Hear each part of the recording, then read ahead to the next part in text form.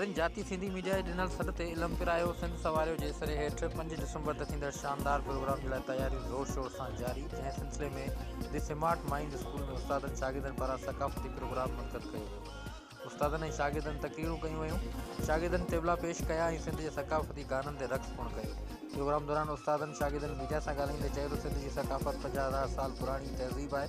असां हर साल जीअं हिन साल बि जोश ऐं जज़्बे सां मल्हाए रहिया आहियूं। सिंधी माण्हुनि खे पंहिंजी सक़ाफ़त सां प्यारु करणु घुरिजे, सिंध जी सक़ाफ़त खे उजागर करणु घुरिजे।